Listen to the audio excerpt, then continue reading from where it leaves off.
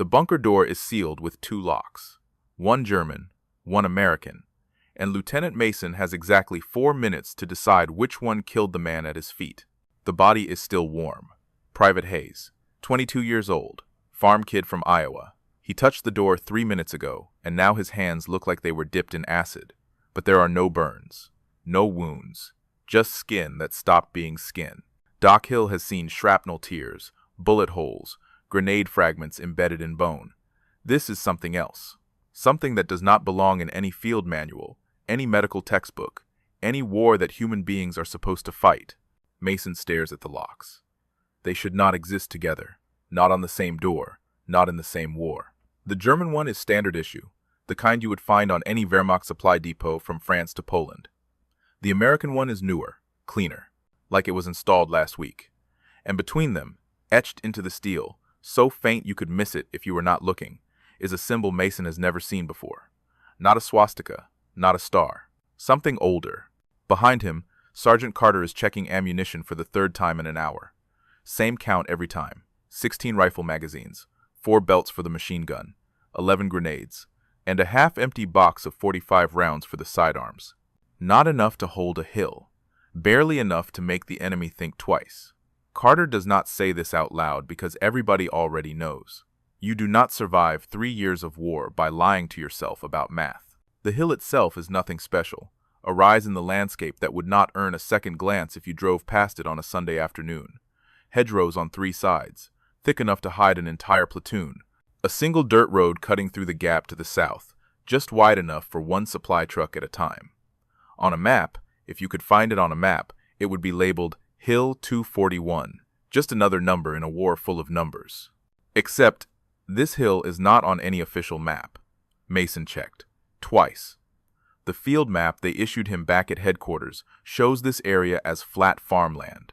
Nothing here. Nothing worth defending. Nothing worth dying for. But the orders came anyway. Hold this position. Do not retreat. Do not surrender. Resupply is coming. And the orders were signed by someone named Colonel Blackwood. Mason went through the entire roster of commanding officers in the sector. No Blackwood, not in signals, not in armor, not in infantry command. He asked his platoon sergeant if the name meant anything. Carter just looked at the paper like it was written in a language that used to exist, but does not anymore. That was 18 hours ago. Since then, the radio has been picking up signals it should not receive. Frequencies that do not exist in Allied communications. Bursts of German, stretches of Russian. A few words in English that sound wrong, like someone is reading phonetically from a script. And underneath it all, a low hum that makes your teeth hurt if you listen too long. Taylor, the radio operator, keeps adjusting the dial like he can tune it out. He cannot. The hum is not coming from the radio. It is coming from the hill itself. From below. From the bunker with 2 locks and a dead private lying at the entrance. Mason crouches beside the body. Hayes's eyes are still open, still staring at the door like he can see through it. Like he saw something in the moment, before his nervous system forgot how to keep him alive. Doc Hill tried to close the eyes. They would not close. Mason does not know why that bothers him more than the hands. Maybe because you can look away from hands. You cannot look away from eyes that refuse to shut. Carter moves up beside him, does not speak, just stands there, counting something in his head the way he always does when a decision is about to be made.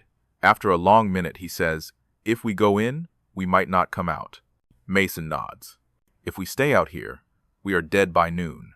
Might be dead either way. Might be." The artillery starts up again. Not close. Not yet. Just ranging fire. The enemy trying to figure out exactly where the defenders are dug in. How many, how strong.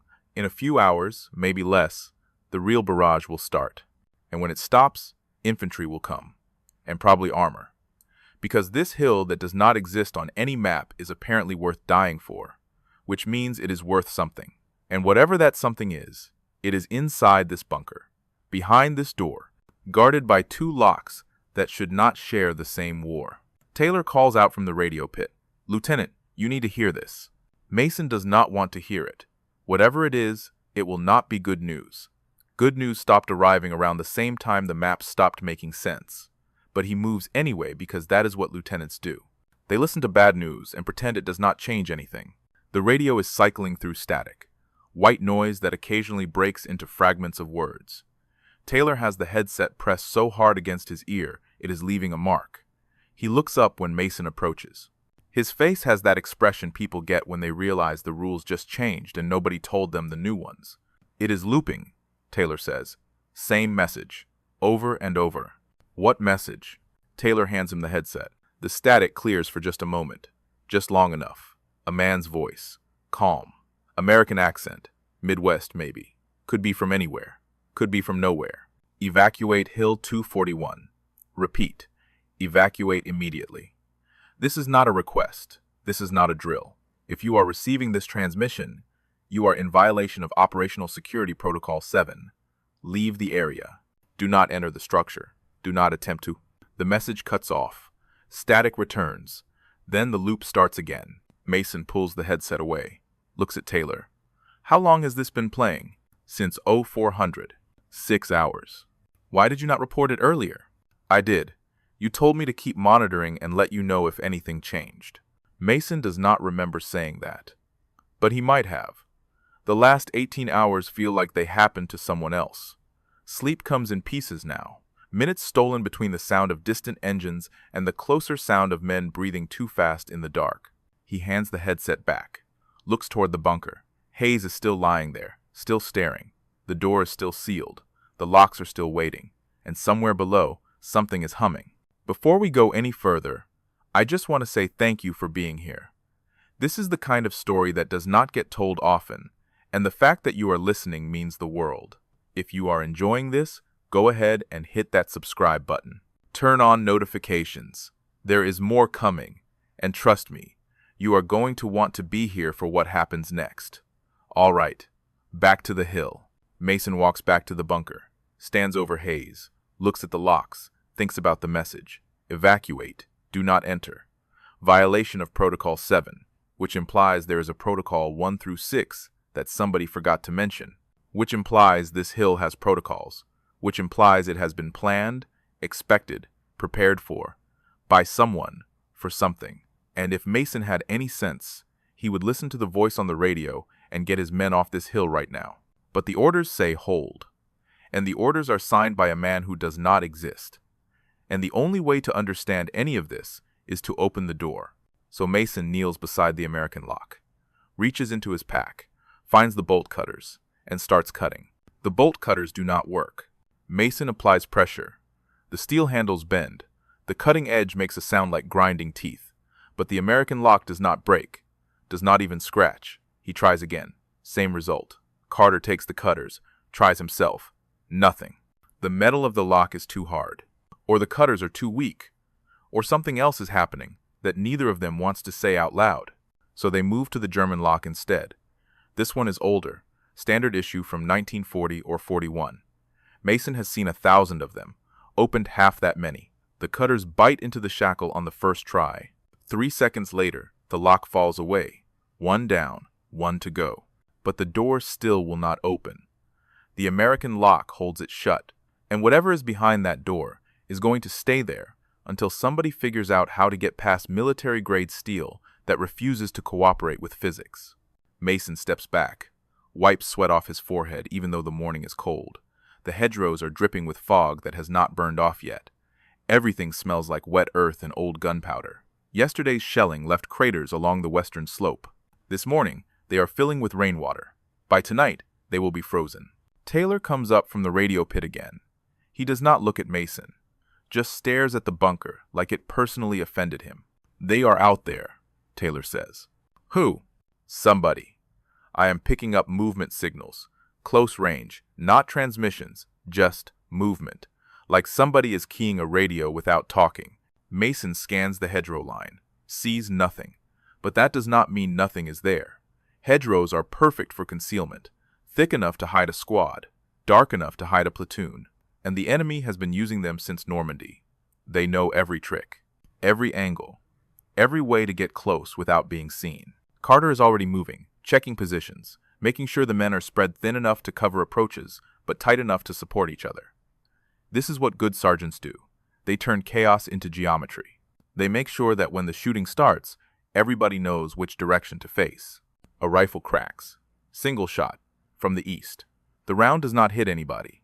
It punches into the dirt 6 inches from Private Kowalski's boot, close enough to make him flinch, not close enough to wound, not even close enough to scare, just close enough to say, "We see you." Nobody returns fire, because returning fire means giving away your exact position. And giving away your position when you are outnumbered and low on ammunition is how you stop being alive very quickly. Mason watches the hedgerow where the shot came from, waits for movement, sees nothing. But the feeling of being watched does not go away. It gets heavier. Like the air itself is pressing down, like the hill is holding its breath. Another shot, this time from the west. Again, close but not lethal. This round hits a tree stump near Doc Hill's position. The medic does not even duck, just keeps organizing bandages like someone fired at a completely different hill. Carter crawls over to Mason, keeps his voice low. "They are hurting us." "Toward what?" "The bunker." Mason looks at the door, the American lock gleaming in the pale morning light. Hayes still lying there, hands ruined, eyes open. And he realizes Carter is right. The shots are not random. They are deliberate, pushing the platoon away from the perimeter, pushing them toward the center, toward the one place on this hill that has walls, cover, protection, except the bunker is sealed, and the only man who tried to open it is dead. "They want us inside," Mason says. Carter nods. Question is why. A third shot. This one does not miss. Private Dawson goes down with a grunt. Not a scream, just a sound, like all the air left his lungs at once.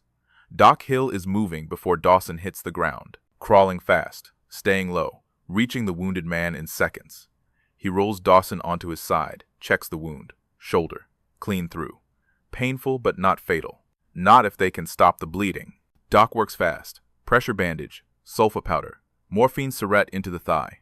Dawson blinks up at him, confused, like he is trying to remember why he is lying down. "Am I hit?" Dawson asks. "Yeah," Doc says, "but you are going to be fine." Does not feel fine. Morphine will kick in. Give it a minute. Mason looks at the angle of the shot. Came from high ground to the northeast. Sniper position. Good angle. Clear line of sight. But the shot went through Dawson's shoulder instead of his head. Which means either the sniper missed, which snipers do not do at this range, or the sniper hit exactly what he was aiming for. A wound that takes a man out of the fight without killing him. A wound that requires a medic. A wound that keeps 2 men pinned in place instead of 1. Carter sees it too. "They are not trying to kill us." "Not yet," Mason says. Taylor is back at the radio. He keeps adjusting the frequency, trying to reach headquarters, trying to get orders that make sense. But all he gets is the same looping message. Evacuate. Do not enter. Protocol 7. And underneath that, the hum. Louder now. Like something is waking up. Mason makes a decision he knows is probably wrong, but does not see an alternative for. He signals for everyone to fall back to the bunker perimeter. Tighter defensive line. Less ground to cover. Less exposure to the snipers who are not trying to kill them but are doing a fine job of making sure they cannot leave. The men move quickly. No questions.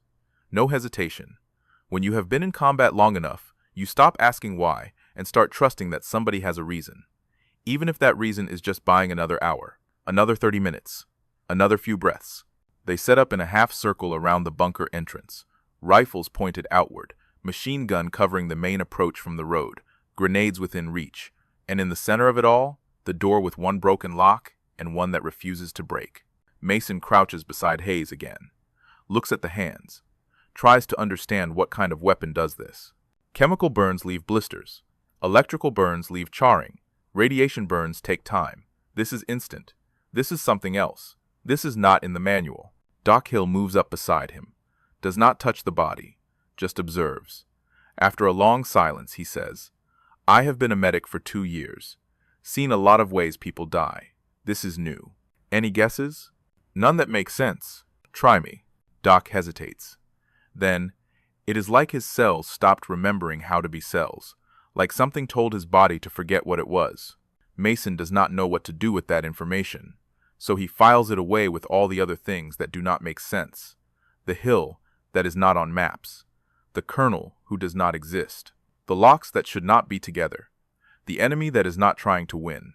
And now, a weapon that makes bodies forget. The sun is higher now, burning through the fog. And in the clear light, Mason sees something he missed before. On the bunker wall, just above the door, someone scratched words into the concrete. Faint, almost invisible, but there. Do not trust the light. Mason does not know what that means, does not know who wrote it, does not know if it is a warning or a threat or just the last words of someone who ran out of time to explain. But he knows one thing. Whatever is inside this bunker, somebody tried very hard to make sure it stayed inside. And now, with enemies closing in, and ammunition running low, and no way off this hill, Mason is about to open it anyway. He looks at Carter. We need to breach that lock. How? Hope. Explosives. We only have grenades. That door is steel. Then we use all of them. Before we figure out what happens next, I am curious. Where are you listening from right now? What time is it where you are? Drop a comment. Let me know. It is always wild to think about how this story is reaching people in different places, different time zones, all tuning in to the same hill that does not exist. The grenades do not work either. 3 of them, placed in a triangle around the American lock. Fuses pulled. Everyone takes cover behind the dirt berm 30 feet back. The explosions come in sequence. Boom, boom, boom. Smoke rolls across the hilltop. Shrapnel pings off steel. When the air clears, the lock is still there. Not damaged. Not even scratched. Just sitting there like it absorbed 3 grenades and decided they were not worth acknowledging. Mason stares at it, then at Carter, then back at the lock. That is not possible, Carter says. Apparently it is. They are out of grenades now, down to 8, and the enemy is getting bolder. Movement in the hedgerows, not scouts anymore. Actual infantry, maybe a dozen, maybe more. Hard to count through the gaps. They are not rushing, not yet. Just positioning, waiting for something, or waiting for someone to give an order. Taylor's voice cuts through the tension. Lieutenant, the radio.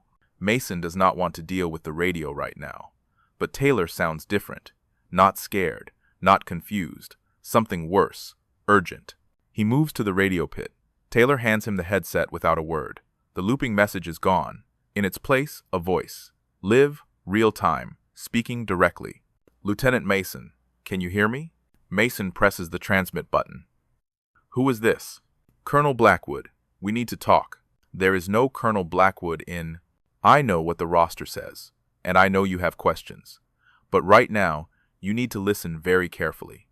The lock you are trying to breach cannot be opened by force. It requires a specific genetic signature. A fingerprint. DNA recognition. 1943 technology that should not exist, but does. Do you understand what I am telling you? Mason looks at Hayes, the dead private with ruined hands lying 3 feet from the door. You sent him, Mason says quietly. You sent Hayes here because his DNA would open the lock. Silence on the other end. Then, yes, you knew he would die. I knew it was a possibility. A possibility. Lieutenant, there are things happening on that hill that are bigger than one soldier. Bigger than your platoon. Bigger than this entire sector. Inside that bunker is something that cannot fall into enemy hands. Something that cannot fall into anyone's hands. Your orders are to hold that position until we can secure the site. Do you copy? Secure it how? That is above your clearance. Above my clearance? I have a dead man at my feet and an enemy force about to overrun my position. I think my clearance just got upgraded. Another pause. Longer this time. Then Blackwood's voice comes back, quieter, like he is choosing each word carefully. The device inside that bunker was designed in 1938. Joint project. German scientists, American engineers, British physicists. Before the war, before sides were chosen. They were trying to solve a problem. They solved it. And then they realized what they had created was too dangerous to use. So they buried it. 12 sites across Europe. This is one of them. Number 4. 5-1. What kind of device? The kind that makes nuclear weapons look like firecrackers. Mason feels the weight of that sentence settle into his chest. He looks at the bunker, at the door, at the lock that will not break. If it is so dangerous, why not destroy it? We tried. 4 times. The bunker is shielded, reinforced, designed to survive direct artillery strikes. The only way in is through that door. And the only way to open that door is... Hayes. Yes. Mason closes his eyes. Opens them. He is already dead. I know. So, how do we... His body still carries the genetic signature. You need to place his hand on the biometric panel. It is located directly beneath the American lock. Small, square plate. You will see it.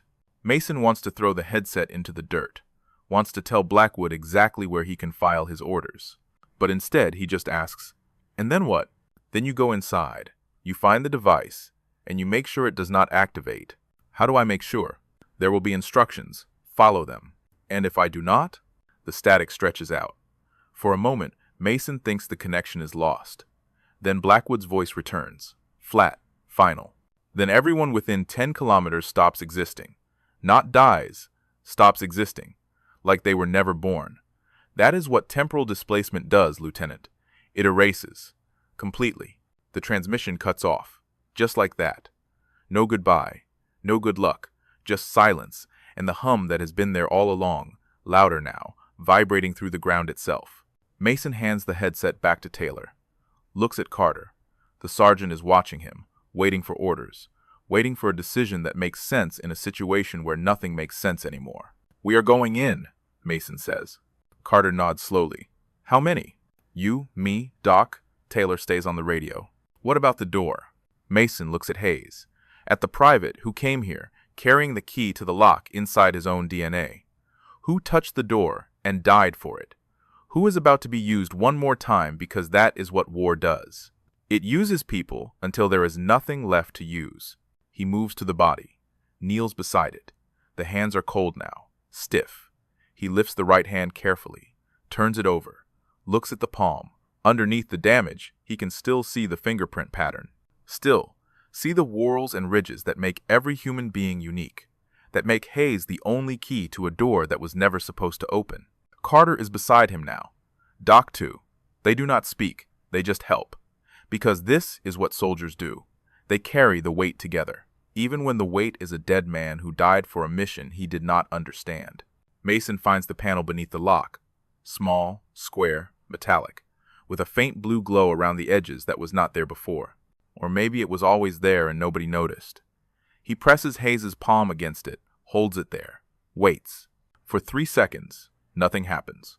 Then the lock clicks. Just once. Quiet. Final. The door opens by itself. Slow, smooth, like it has been waiting. Inside is darkness. Complete. The kind that does not just block light but swallows it. And from that darkness, the hum rises. Not louder. Closer, like it was always there, but now it knows somebody is listening. Mason looks at Carter, at Doc, at the open door. "Stay tight," he says. "Stay quiet. And if I tell you to run, you run."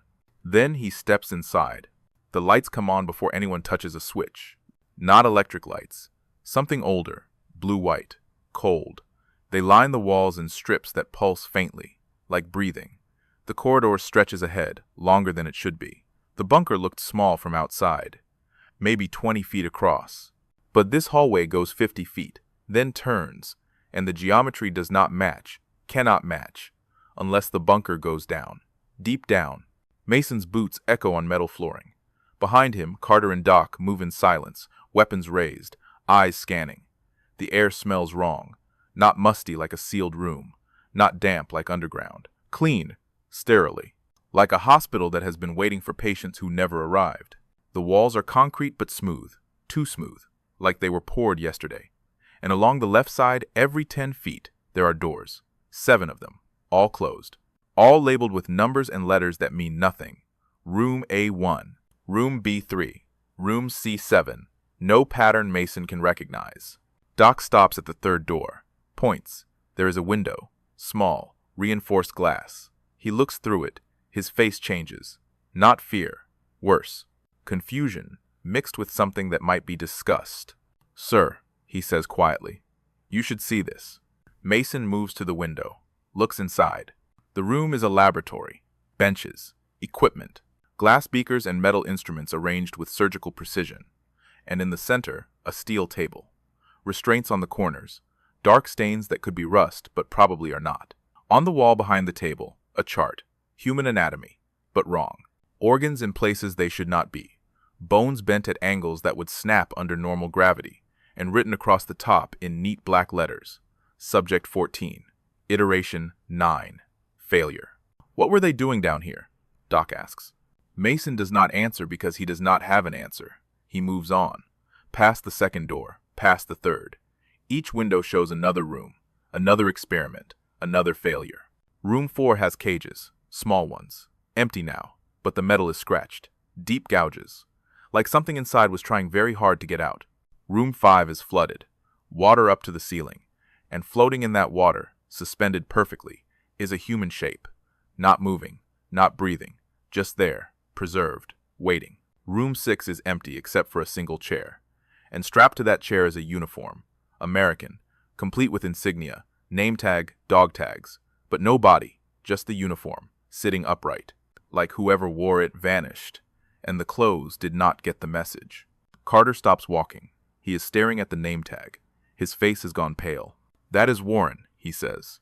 Mason looks closer. Lieutenant J. Warren, service number, blood type, everything official, everything correct. You knew him? Mason asks. He was the officer before you, led the platoon that was here 2 weeks ago. Carter's voice is flat, empty. We got word they were overrun, total loss, no survivors. Then, how is his uniform here? I do not know. Doc steps closer to the window, studies the empty uniform. Then he notices something, points. Look at the chair. There are straps, but they are not restraining the uniform. They are restraining something that is not there anymore. And beneath the chair, on the metal floor, is a shadow, human-shaped, burned into the metal, like a nuclear flash imprint, but sharper, cleaner, like someone was erased from existence with enough precision to leave an outline. The corridor ends at a heavy door. This one is different, thicker, with a wheel lock like a submarine hatch, and above it, stenciled in red, Prometheus Chamber, authorized personnel only, and below that, handwritten in what looks like marker, turn back, please. For the love of God, turn back. Mason reaches for the wheel. Carter grabs his wrist. Sir, that message. It is not old. Mason looks closer. The ink is fresh, still slightly wet at the edges. Someone wrote this recently, maybe hours ago, maybe minutes. We are the only ones here, Mason says. Are we? The question hangs in the recycled air, and for the first time since entering the bunker, Mason realizes he has not heard anything from outside. No gunfire, no shelling, no voices. Just the hum, constant, growing, like a generator warming up. He turns the wheel. It moves smoothly, too smoothly, like it has been oiled, maintained, used. The door swings open, and the hum becomes a roar, not loud, overwhelming. A sound you feel in your teeth, your bones, the base of your skull, where thoughts become instinct, and instinct becomes panic. The chamber is a perfect circle, 30 feet across, and in the center, rising from the floor like a monument, is the device. It is not what Mason expected. No wires, no control panels, no switches or dials or anything that looks like technology from 1943 or any other year. Just a cylinder, 6 feet tall, 2 feet wide, made of something that is not metal but is not stone either. Something in between, and carved into its surface, spiraling from bottom to top, are symbols. Not German, not English, not any language Mason has ever seen. They glow faintly, the same blue-white as the lights in the corridor, and they pulse, one after another, climbing, counting. Around the device, arranged in a circle, are 12 chairs, all empty, all facing inward, and on the floor between each chair, painted in white, are words. Different languages, German, Russian, French, English, Italian, Spanish, Polish, Czech, and others Mason does not recognize. But the English one is clear enough. Observer Station 7. Do not approach device during active cycle. Displacement field radius, 15 feet. Fatal threshold, 10 feet. Doc reads it twice, then looks at Mason. Active cycle. You think it is on right now? I think we would know if it was. How? My crossed. Because we would not be standing here anymore. Carter moves along the perimeter, staying well back from the 15-foot mark. He is looking at something on the far wall. A control panel. Real buttons and switches this time. And next to it, a metal box with a glass front. Inside the box, a single sheet of paper. Typed. Official. With a signature at the bottom. Mason crosses to it. Reads. To whom it may concern. If you are reading this, The device has been activated. Accidentally or intentionally, it no longer matters. What matters is what you do next. You have two options. 1. Attempt to shut down the device using the emergency protocol. Red lever. Pull down. Hold for 30 seconds. This will initiate a controlled collapse of the displacement field. 90% survival rate for anyone outside the 10-foot threshold. 10% survival rate for the surrounding 10-kilometer radius. Acceptable losses. 2. Do nothing. Allow the device to complete its cycle. 0% survival rate within 10 kilometers. But the device will burn itself out, permanently. It cannot be reactivated. It cannot be studied. It cannot be replicated. The secret dies here. Choose wisely. Choose quickly. You have approximately 8 minutes from the moment the chamber door opened. The device interprets entry as permission to activate. Signed, J. Oppenheimer. December 1943. Mason reads it again. Then a third time. Because the math does not work. If they have 8 minutes, and they have been in the chamber for maybe 90 seconds, that means the symbols on the device are climbing faster now, pulsing quicker. The hum is rising, not in volume, in intensity, like pressure building behind a dam. Carter checks his watch. How long have we been inside? 2 minutes, maybe 3. Then we have 5 minutes to decide. Doc is staring at the device, at the glowing symbols, at the chairs arranged like witnesses to an execution. What does displacement mean? Temporal displacement. What does it actually do? Mason looks at the paper in his hand, at the signature, at the date. December 1943, 2 years ago. And Blackwood said this bunker was sealed, buried, forgotten. So how did Oppenheimer know someone would open the door? How did he know someone would have exactly 8 minutes? Unless he tested it, unless someone already made this choice before, unless it erases time, Mason says quietly. Not just people, time itself. Like rewinding a film and cutting out a section. Everything in that section stops existing, stops having ever existed. Carter's voice is barely a whisper. So, if we do nothing, everyone within 10 kilometers never existed, not dies, never born. And if we use the emergency protocol, 10% of 10 kilometers, that is still. Doc finishes the sentence. Thousands of people. The three of them stand there, looking at the device, looking at the lever, looking at each other. And outside, beyond the walls of the bunker, the enemy is waiting, and the men of the platoon are waiting. And somewhere, Blackwood is waiting for a report that will never come because there will be no one left to give it. Mason's hand moves toward the lever, stops, pulls back. There has to be another way, he says. But the symbols keep climbing, and the clock keeps counting. And in 4 minutes, maybe less, the choice will be made for them. Part 5. The Gambit. 4 minutes is not enough time to think, so Mason stops thinking. He moves to the control panel, not to pull the lever, to study it, because something about the note bothers him. Something about the phrasing, the precision, the way it presents two options, like they are the only options. Like whoever wrote it wanted someone to choose, wanted someone to believe those were the rules. But rules can be broken if you know where they bend. Doc, Mason says. The note says the device activates when the chamber door opens. But it also says, we have 8 minutes. Why 8? Why not instant? Doc looks at the device, at the symbols climbing the cylinder. Maybe it needs time to build power, like charging a battery. Or maybe, Carter says slowly, it is giving us time to leave. Mason turns, looks at him. What? Think about it. If they wanted this thing to activate, they would not give us a warning. They would not give us options. They would just let it happen. But they gave us 8 minutes. And 2 choices, both of which assume we stay in the chamber. Mason feels something click in his mind. A pattern. A gap in the logic. What if the third option is not written down? What third option? Leave. Close the door. Reset the cycle. Doc shakes his head. The note says the device interprets entry as permission. That implies once you are in, you are committed. It implies. It does not confirm. Mason moves back to the door, examines the frame, the wheel lock, the seal, and there, almost invisible unless you know what to look for, is a small panel, like the one outside, like the one that required Hayes's handprint. But this one is different. No blue glow, no power indicator, just a smooth metal square with a single word etched beneath it. Reset. Mason presses his palm against it. Nothing happens. He tries Carter's hand. Nothing. Doc's hand. Still nothing. The panel is dead, or locked, or waiting for something specific. It needs Hayes, Doc says. Just like the door. Hayes is outside. Then we need to get him in here. Carter is already moving toward the door, but Mason grabs his shoulder, stops him, because bringing Hayes's body into the chamber means carrying a corpse through 15 feet of displacement field radius.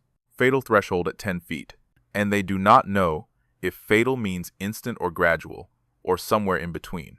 The symbols are halfway up the cylinder now. Maybe 3 minutes left, maybe less. Mason looks at the device, at the chairs, at the observer stations painted on the floor. 12 positions, 12 languages, 12 nations. And he realizes something.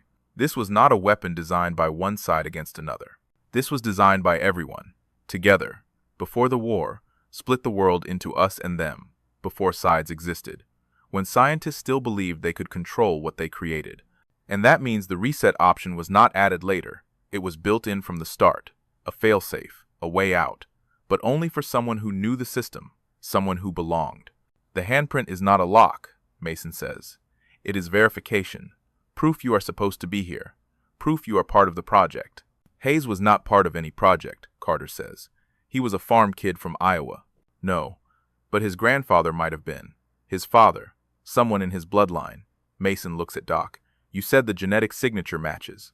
That means Hayes is connected to one of the original scientists, which means his DNA is in the system, which means the device pulses. Hard. The entire chamber vibrates. The lights flicker. And for just a moment, Mason sees something.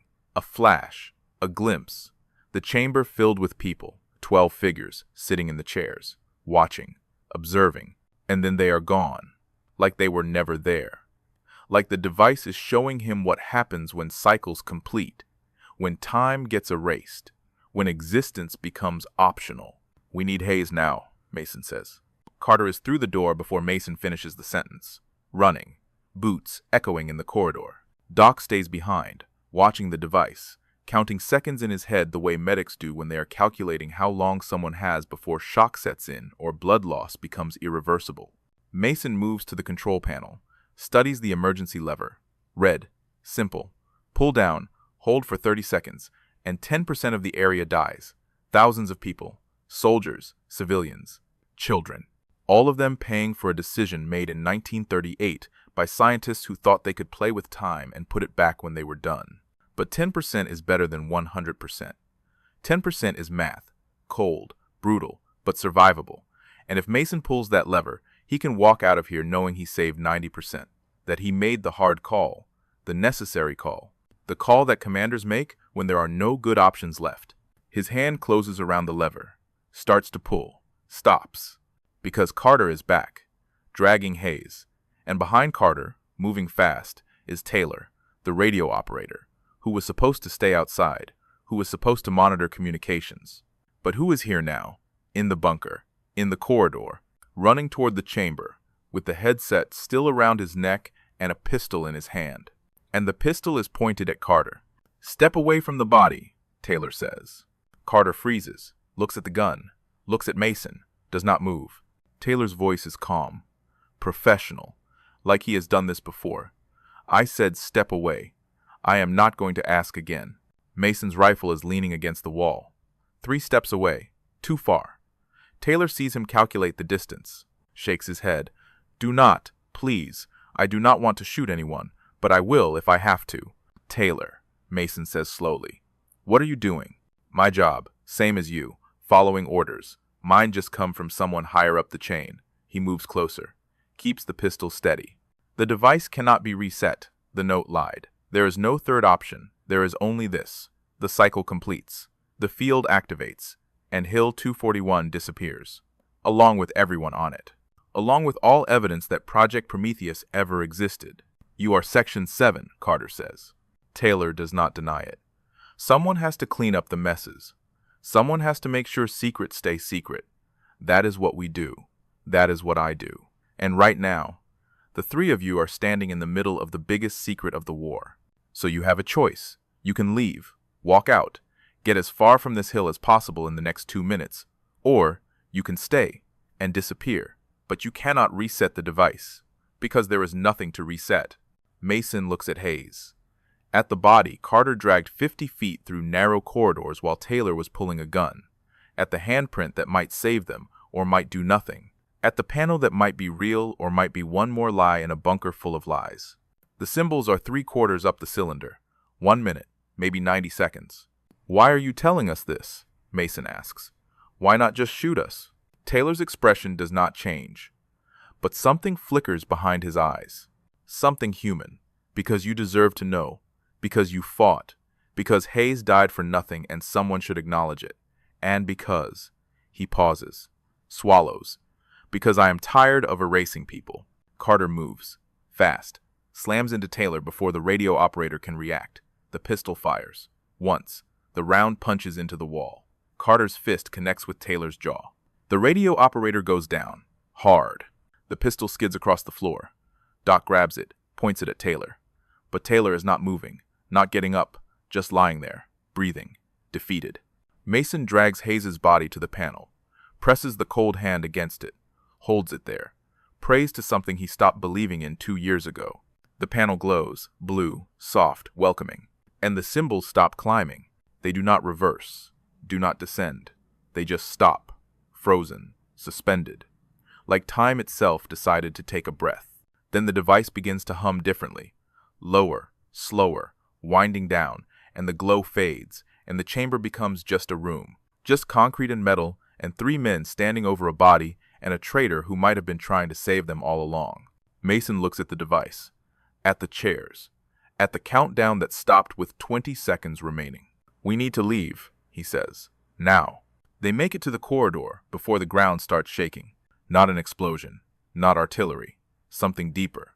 Like the earth itself is trying to decide whether to hold together or let go. The lights flicker, blue-white pulses turning to strobes. And behind them, from inside the Prometheus chamber, comes a sound Mason has never heard before. A shriek, high-pitched, mechanical, almost alive, like the device is angry they stopped it, like it wants to finish what it started. Carter pulls Taylor to his feet. The radio operator does not resist, just stumbles forward, one hand pressed against his jaw where Carter hit him. Doc leads the way. Mason brings up the rear, and between them, they carry Hayes. Because leaving him here feels wrong in ways Mason cannot articulate. Even if Hayes is just a body now, even if his purpose was used up the moment his hand touched that panel. The corridor stretches, longer than before. Or maybe it just feels longer when you are running, when every step might be your last. When the walls are vibrating hard enough that dust falls from the ceiling in gray curtains. Room 6 passes on the left. The empty uniform is gone. Just the chair now. Just the shadow burned into the floor. Room 5 is dark. The water drained or evaporated or never existed. Room 4's cages are open.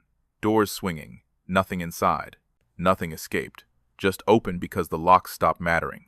They reach the entrance. The door they came through. It is still open. Daylight beyond. Cold. Clean. Real. Mason pushes through first. Carter and Doc follow. Taylor comes last. Slow. Like he is not sure he deserves to leave. Outside, the platoon is exactly where Mason left them. Rifles pointed at the hedgerows. Machine gun covering the road. Waiting. And when they see Mason emerge, there is a moment. Just a breath. Where nobody moves. Where everyone processes that their lieutenant went into a bunker that kills people and came back out. Then, the hill collapses. Not all at once. It starts at the center, where the bunker sits, where the device stopped counting. The ground just drops. 10 feet, 20, 30, like something underneath gave up. Like the earth was held together by nothing but hope, and the hope ran out. The bunker disappears into the crater. The entrance, the corridor, the rooms with experiments that should not exist, all of it swallowed in seconds. The platoon scatters, running, not away from the enemy, away from the ground that is no longer solid, away from the hill that is eating itself. Mason counts heads while moving. Carter, Doc, Taylor, Kowalski, Dawson, Jenkins, Patterson. 7 men, out of 15. The rest are gone.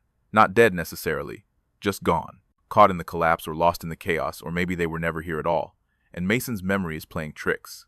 They regroup 200 yards downslope, in a drainage ditch that smells like rust and old rain. Behind them, Hill 241 is a crater now, 40 feet deep, 50.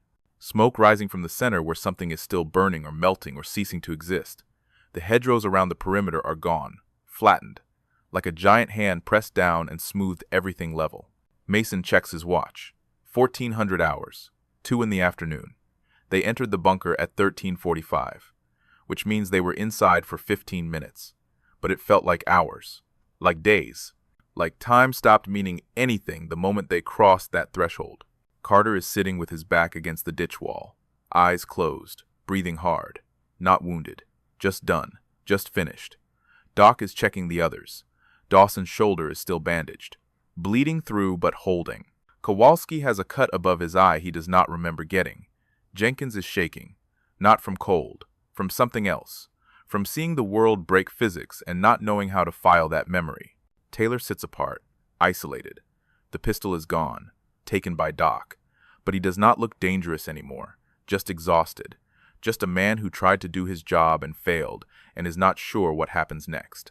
Mason moves to him, sits beside him, does not speak for a long time, just watches the smoke rise from the crater, watches the sky turn gray with ash, watches the war continue around them like nothing happened, like a hill did not just disappear, like time did not almost get rewritten. Finally, Mason asks, "How many others are there? How many sites like this?" Taylor does not look at him, just stares at the crater. 11 more. Last I heard. 3 still active. The rest were decommissioned, buried deeper, sealed better. But yeah, 11 more, scattered across Europe, hidden in places nobody looks, hills that do not exist, bunkers that are not on maps, devices that should never have been built. And Section 7? We make sure they stay hidden. We make sure nobody activates them, and when someone does, he gestures at the crater, at the smoke, at the absence where Hill 241 used to be. We clean up. Mason nods slowly. Processing. Filing. Storing information he knows will matter later, even if he does not understand how yet. What happens now? Now? Taylor almost laughs. Bitter. Hollow. Now you get a choice. Same one I got 3 years ago. You walk away. Medical discharge. Trauma. Shell shock. Whatever paperwork makes sense. You go home. You forget. They help you forget. Or, he pauses, looks at Mason directly for the first time since the corridor. Or, you join us. You learn what we know. You help us contain what is left. You become part of the mechanism that keeps these secrets buried. And if I say no to both, if I just tell people what I saw, then you disappear. Not like the device. Quieter. An accident. Friendly fire. Missing in action. There are a lot of ways to lose a soldier in a war. Nobody asks questions. Nobody looks too hard. You just stop being a problem. Mason knows Taylor is not threatening him, just explaining reality. Just laying out the math, the cold equations that govern worlds where some knowledge is too dangerous to share. Engines approach from the west, not enemy engines. American. Trucks. 3 of them. Unmarked. No unit insignia. No identification numbers. They stop at the edge of the crater. Men get out. Black uniforms. No rank visible. They move with purpose, setting up perimeter, cordoning off the area, taking photographs, measuring radiation, collecting samples, working like they have done this before. Like Hill 241 is not the first, not even the 5th. An older man steps out of the lead truck. 50s. Gray hair, calm expression. He walks to the crater edge, studies it, nods to himself like confirming something he already knew. Then he turns, scans the drainage ditch, finds Mason, walks over. "Lieutenant Mason," the man says. Not a question, a statement. "I am Colonel Blackwood, the real one this time. You did well, better than most." Mason stands, salutes, not because he wants to, because muscle memory takes over when you do not know what else to do. Blackwood returns it, casual, like salutes are formalities that matter less the higher you climb. "Hayes?" Blackwood asks. "Dead. Used his print to reset the device." "And Taylor?" Mason glances at the radio operator. "He tried to stop us. Then he helped us. I am not sure which version is true." Blackwood smiles, thin, knowing. "Both, probably. Taylor is complicated. Most of us are." He looks at the crater, at the smoke, at the absence. The device is contained? It's shut down. I do not know if that means contained. Close enough. We will handle the rest. Blackwood pulls a folded paper from his jacket, hands it to Mason. Your orders, effective immediately. Medical discharge, severe combat fatigue, honorable, full benefits. You will be processed out within the week. Mason takes the paper, does not open it, just holds it, feels the weight, the finality. And if I want a different option? Blackwood studies him. Long enough that Mason feels measured, evaluated, assessed for qualities he is not sure he possesses. Then Blackwood says, there is an office, in London, nondescript, no sign on the door. If you want that other option, you show up there, 6 months from now. Not sooner, not later. You show up and you ask for me, and we will talk about what comes next. What comes next? Hills that do not exist. Devices that should not work. Secrets that eat people alive if they are not careful. Blackwood glances at the crater one more time. We are running out of people who can make the choice you made in that chamber. People who can see what you saw and not break. So if you want to help, if you want to make sure this does not happen again, you know where to find me. He turns to leave. Stops. Adds one more thing. Hayes will be listed as killed in action. Training accident. His family will receive full honors. It is not much, but it is what we can give. Then Blackwood walks back to the trucks. The men in black finish their work, load equipment, drive away. And within 20 minutes, it is like they were never there. Like the crater is just a crater. Like Hill 241 was always missing. Mason sits back down in the ditch, opens the paper, reads the discharge orders, reads his name, reads the date. 6 months, half a year to decide if he wants to forget or remember, to go home or go deeper, to let the war end or start fighting a different kind of battle. Carter settles beside him, does not ask about the paper, just says, we held the hill. Mason almost laughs. There is no hill anymore. Yeah, but we held it while it existed. That counts for something. Maybe it does. Maybe it does not. Mason folds the paper, puts it in his pocket, looks at the men who survived. 7 out of 15. Better odds than most. Worse than they deserve. If you made it this far, thank you. Seriously. This story does not work without you listening. If you want more like this, hit subscribe. Turn on notifications. There are other hills out there, other bunkers, other secrets. And maybe, just maybe, we will find them together. But for now, this is where Hill 241 ends, or stops existing, or whatever happens to places that were never supposed to be real. 6 months later, Mason walks into an office in London. No sign on the door. He asks for Blackwood, and the war that never ended starts again.